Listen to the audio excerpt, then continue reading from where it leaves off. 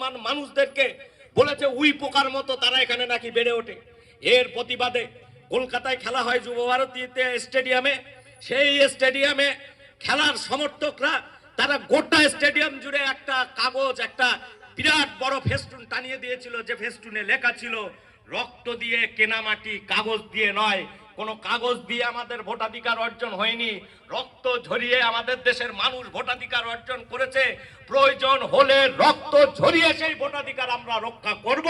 তার জন্য নওশাদ সিদ্দিকীরা লড়ছেন, তার জন্য মীনাক্ষী মুখার্জিরা লড়ছেন, তার জন্য মোহাম্মদ সেলিমরা লড়ছেন। সেই লড়াইয়ের পাশে থাকতে হবে তো নাকি? বিধানসভাতে সেই লড়াইয়ের পাশে থাকতে হবে। আগামী দিনে সুন্দর স্বচ্ছ এই বাদুড়িয়া সহ গোটা পশ্চিম বাংলাকে একটা দুষ্কৃতি মুক্ত, একটা তোলাবাজ মুক্ত, একটা গোটা রাজ্য জুড়ে এই গুন্ডা রাজ মুক্ত যদি পশ্চিম বাংলা উপহার দিতে হয়, তাহলে বিকল্প বিজেপি তো সাধারণভাবে এই এলাকায় বিজেপি জিতবে না, ওদের কথা ছেড়ে দিলাম। বিজেপি পারবে না বাদুড়িয়াতে, তাহলে এই বাদুড়িয়াতে বিকল্প শক্তি হচ্ছে বাম এবং আইএসএফ। গোটা রাজ্য জুড়ে বাম এবং আইএসএফ জোট তারা বিকল্প শক্তি হিসেবে উঠে আসছে। 4 তারিখের পরে যারা পঞ্চায়েত নির্বাচনে ভোট দিতে দেননি, আমার কথা পরিষ্কার শুনে রাখুন, অতটা উদার আমরা নই।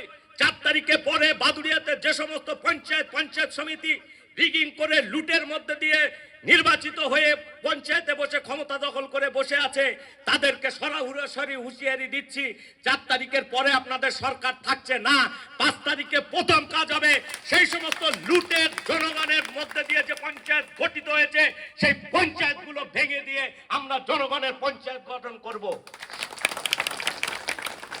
কুতুব ভাই যাক এখান থেকে বিধানসভায়, তিনি বলবেন বাদুড়িয়া মানুষের কথা, তিনি বলবেন ব্রিজ কেন 15 বছর ধরে হলো না।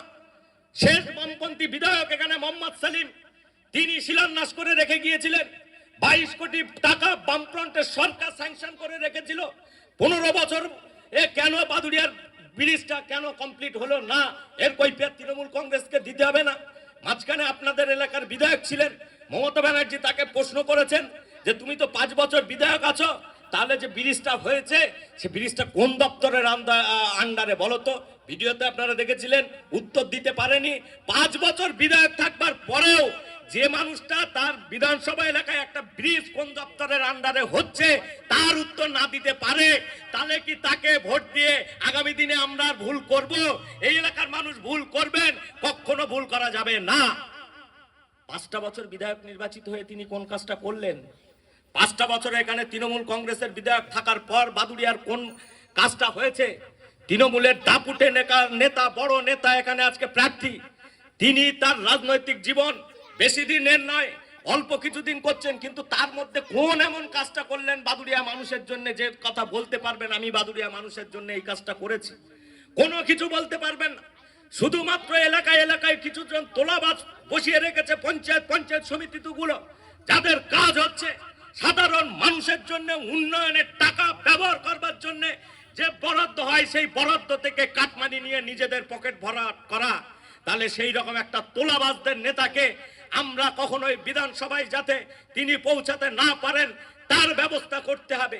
আমি যে কথা বলছিলাম, এই সমস্ত সময়কালে গোটা দেশ জুড়ে সংখ্যালঘুদের আক্রমণ, এবং যেই সংখ্যালঘুদের উপরে আক্রমণ আমাদের রাজ্য জুড়ে একটা শান্তির বাতাবরণ ছিল বামফ্রন্টের সময়, সংখ্যালঘু মানুষজন এখানে নিরাপদ ছিল।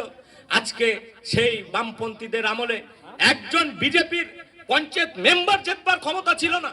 আর এই 15 বছরে যিনি নাকি গোটা দেশের মানুষের কাছে বিজেপি বিরোধী লড়াইয়ের আইকন হিসেবে তুলে ধরার চেষ্টা করছেন মমতা এবং তার ভাইপো, আজকে তাদের আমলে কেন বিজেপির এত বারবারান্ত? বিধানসভায় 77 জন এমএলএ বিজেপির, লোকসভাতে গতবারে 18টা ছিল, এবারে 12টা প্রতিনিধি, তাহলে এই সংখ্যাটা কম নয়। বিজেপি কেন এই 15 বছরে বাড়লো? কিভাবে বাড়লো? কারা বাড়ালো? এর কৈফিয়ত আজকে তৃণমূল কংগ্রেসকে দিতে হবে। বামফ্রন্টের আমলে যখন জ্যোতি বসু মুখ্যমন্ত্রী ছিলেন, যখন বুদ্ধদেব ভট্টাচার্য মুখ্যমন্ত্রী ছিলেন, যখন এই রাজ্যের বুকে কোনো দাঙ্গাবাজ, কোনো সংখ্যালঘু মানুষকে আতঙ্কে রাখবার কথা বলতে পারতেন না। 1992 সালে আমাদের গোটা দেশের আমাদের গর্বের জায়গা ছিল যে 500 বছরের প্রাচীন সৌধ বাবরি মসজিদ, সেই বাবরি মসজিদকে বিজেপির জন্তু জানোয়াররা তারা ভেঙে গুড়িয়ে দিয়েছিল। গোটা দেশ জুড়ে সেই বাবরি মসজিদ ভাঙার জন্য যে দাঙ্গা, সেই দাঙ্গার আগুনে জ্বলেছিল, কিন্তু পশ্চিম বাংলা শান্ত ছিল। পশ্চিম বাংলাতে সেদিন কোনো সংখ্যালঘু মানুষ আক্রান্ত হননি। পশ্চিম বাংলা সেদিনও আক্রান্তের বাইরে ছিল, সংখ্যালঘু মানুষজন তারা নিরাপদে নিশ্চিন্তে থাকতে পেরেছিলেন। গোটা দিন সেদিন তিনি জ্যোতি বসু একটা মঞ্চে বক্তৃতা করছিলেন, তার সিকিউরিটি তাকে একটা চিরকুট ধরিয়ে দিলেন বক্তৃতার সময় যে বাবরি মসজিদ ভাঙা শুরু হয়ে গেছে। সেই ভাঙা শুরু হওয়ার সময় জ্যোতি বসু বক্তৃতা থামিয়ে দিয়ে হেলিকপ্টারে করে চলে গেলেন, সরকারি কর্মসূচি ছিল, সরকারি হেলিকপ্টারে চলে গেলেন রাইটার্স বিল্ডিং এ। সেখান থেকে রাইটার্স বিল্ডিং থেকে সোজা ফোন করলেন দেশের প্রধানমন্ত্রী তৎকালীন কংগ্রেসের নেতা নরসিংহ রাওকে, বললেন আপনি এটা চুপ করে বসে দেখলেন কি করে? উত্তরপ্রদেশে বিজেপি সরকার তো কি হয়েছে?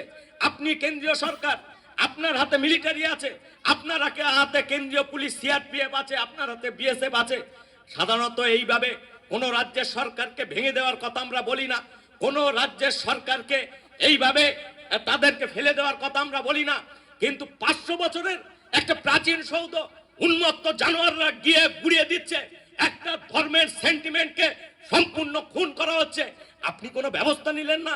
এত ক্ষমতা থাকা সত্ত্বেও কেন ভেঙে ফেলে দিলেন না উত্তরপ্রদেশের বিজেপি সরকারকে? সেদিনে কংগ্রেসের নেতা নরসিংহ রাও তিনি কোনো উত্তর কৈফিয়ত জ্যোতি বসুকে দিতে পারেননি। আর দিতে পারেননি বলে সারা দেশ জুড়ে সেদিন দাঙ্গার আগুনে জ্বলেছিল।